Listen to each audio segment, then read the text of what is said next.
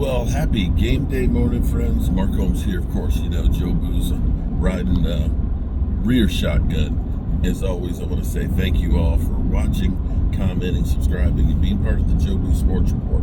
Without you guys, as well as you ladies, you know that this literally does not work. Hope everybody's having a great day. The sun is up. I'm headed back to the man cave. We're going to be having mom's spaghetti. Excuse me. Forget it. Not mom's spaghetti. Mark's spaghetti, okay? Mom's spaghetti is just plain nasty. Sorry, Eminem. I hope that whole thing was kind of like a joke, because he did say vomit on your, for mom's spaghetti. I can understand that completely. Yeah, so, huh? No, actually, I think it was just that spaghetti was just that bad. I mean, if you think of the worst canned spaghetti sauce that you've ever had, that would be considered gourmet. Be that as it may, we're taking on the Lions, who are coming to town because they want some payback. The big payback, okay? This is the Lions' revenge tour. They're still butthurt about the fourth down, going for it, not once, not twice, but 3 times. And they're going against the Dallas Cowboys defense that is really depleted.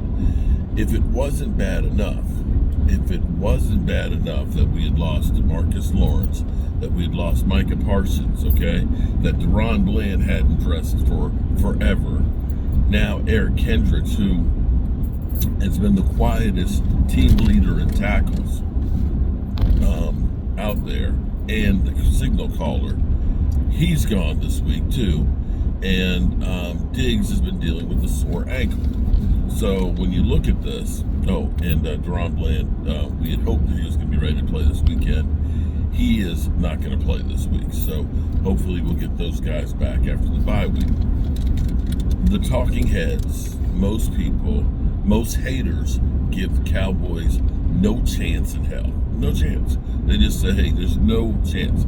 But the same people were also the ones that were saying that last week that Justin Fields, that his number and his rating and things right there with Pat Mahomes. Yeah, and that the Cowboys had no chance in hell. But somehow the Cowboys got a win. Does it mean, or does it seem like that was so long ago that we got the win from the Steelers? Where Jalen Tolbert sprained his effing nuts. Yeah. Shout out to Miss Tracy on the shirt. It seems like that was so long ago, but that was just last Sunday. Here's my thoughts on this game. It's funny how we always think that we never deal with situations like we have in the past, but I'm going to tell you, there are no new ideas, new situations and things. Yes, technology changes and evolves, but you're still dealing with the same issues. And right now, Dak Prescott has been Romicized. Have you heard that term before? Yeah. Romicized? Tony Romo. Tony Romocized, right. And see, this is where Tony Romo, when you remember the 8-8, 8-8, 8-8, you remember what Stephen A. Smith used to always say, 8-8, yeah, that guy. We literally had a terrible defense, and we either won because Tony Romo had just an outstanding game, or 2, we lost because Tony Romo didn't have an outstanding game. But what that team did with the defense, that was not really good. If you remember 2013, we were like the 31st rated defense. Still ended up being 8-8. In 2014, they got up to, I think, 19th in yardage, 17th in scoring defense. They improved, but the main reason they improved was the Cowboys were able to control the clock with DeMarco Murray, and they were protecting the defense by keeping them off the field. And the Cowboys are going to need to be able to do that. They're going to need to keep the ball as much as possible, keep the Lions on the bench, and score often, and hopefully make the Lions one-dimensional. If the Cowboys can jump out to a lead and take that running game that the Lions have away from them, because that's what they really like to do, is they like to bludgeon you by running the ball down your throat. Now, on the flip side, here's where we need, and I said last night in my fireside chat, Mozzie, don't make a liar out of me. Mozzie, I need I need you to continue this trajectory that you're going on. This is your 6th start in the NFL. Week 1, 0 tackles, pressures, assists and all that. Week 2, 0, 0, 0, 0. Week 3, 3 total tackles, 2 solos, 1 assist. And then the next week, 3 tackles, 3 solo tackles, and a tackle for a loss. Last week, 4 total tackles. If you can continue, if Mozzie can continue to get better in the middle, that's going to help us hopefully overcome some of these players being gone. Linval Joseph, okay, last week was the first week where he really got into the groove, and you started hearing his name actually called in games where he ended up being the highest rated player for the Cowboys per Pro Football Focus. And those guys from Pro Football Focus, they watch a lot of football. So if we can get the interior defensive line playing well and get some of these young guys that are getting opportunities from Tyron Wheat, Osa Digizua, and Colston, along with Mozzie and Linval Joseph, if that front line can do that job, then that's going to make all the difference in the world, because then they're going to hopefully be able to shut down that Lions run. And that's how the Cowboys get a chance to, they definitely look like they're from it's a dune buggy that's painted looks like with spray paint and everything else, and got stuff hanging all over it and things.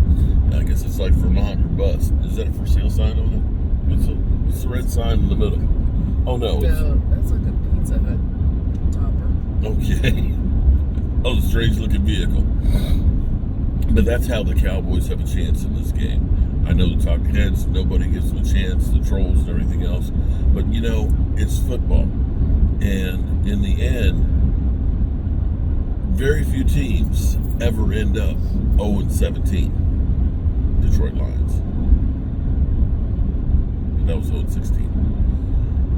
People find ways to win, even when they shouldn't. So, to me, this is a season-defining game, because if they can find a way to get this win, and I feel like at this moment, from where everybody thought we were going to be, everybody looked and said the Cowboys are going to go 2-7 to start the season.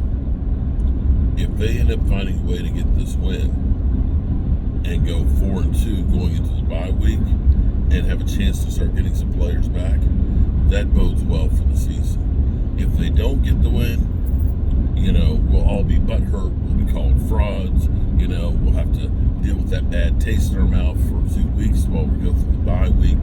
But we can also look at it and say, we did get 3 wins early on. And if we could go 500 over the next 4 games, you're still looking pretty good where the season turns in your favor in the second half of the season. So I'm hopeful today. I'm going to enjoy myself.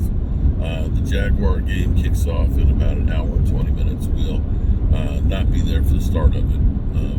Got a little bit of a later start than we thought. We were tired, boss. We were real tired.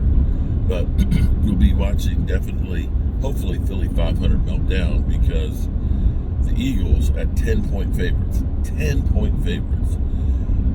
If they find a way to lose this game against the Cleveland Browns, all hell's going to break loose coming off of bye week. And nothing I would enjoy more. In fact, Philly 500, that's exactly what you can give me for a belated birthday present. Lose. Interesting side note, Eagle fans are calling for them to fire Nick Sirianni and make Kellen Moore the head coach.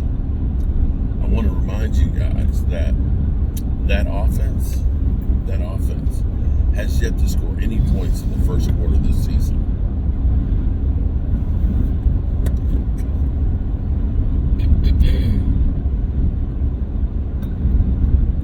Yeah.